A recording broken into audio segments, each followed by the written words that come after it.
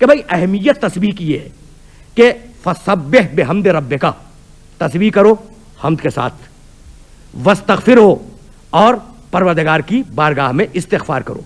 خدا کی قسم اس سے بہتر فارمولہ استغفار کا اور دعاؤں کو قبول کروانے کا ممکن نہیں ہے جو اس آیہ مبارکہ میں موجود ہے۔ فسبح بحمد ربک واستغفرہ، پہلے پروردگار کی بے عیبی کا اعلان کرو۔ جب پروردگار کی بے عیبی کا اعلان کر لو تو اس کی حمد کرو، اور جب حمد کر کے اسے راضی کر لو، تو اب استغفار کرو۔ تو چونکہ اس کی رضا تم سے قریب آ گئی ہے تو اب تمہاری مغفرت کا امکان پایا جاتا ہے۔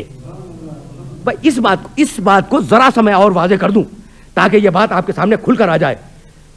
سورہ صافات 37واں سورہ ہے قرآن مجید کا، اور اس سورے میں پروردگار نے کہا کہ ایک مچھلی نے یونس کو نگل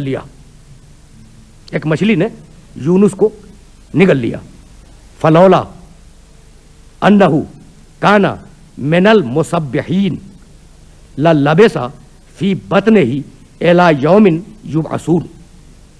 اب دیکھیے گا کتنا عجیب و غریب جملہ ہے۔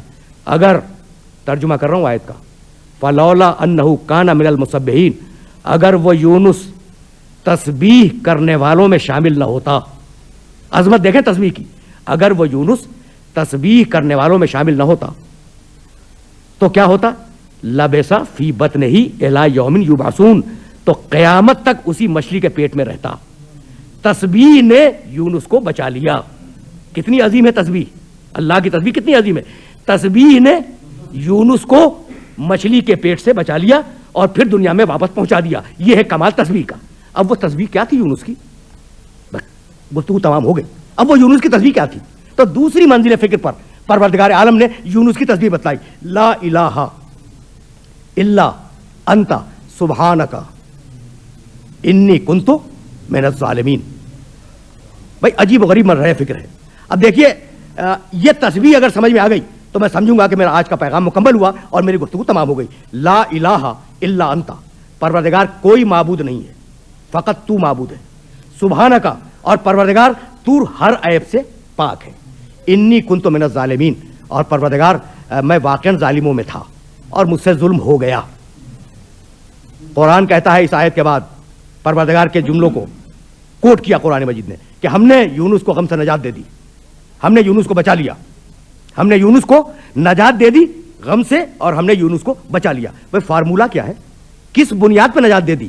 لا الہ، پہلے سارے باطل خداؤں کی نفی کرو، الا انت، پھر اس کی بارگاہ میں ہدیہ عبودیت اور ہدیہ بندگی پیش کرو، سبحانک، پھر اس کو ہر عیب سے مبرہ قرار دو۔ جب 3 مرحلوں سے گزر لو تو پھر کہو انی کنت من الظالمین، پروردگار میری دعا کو قبول کر لے اور میری توبہ کو قبول کر لے۔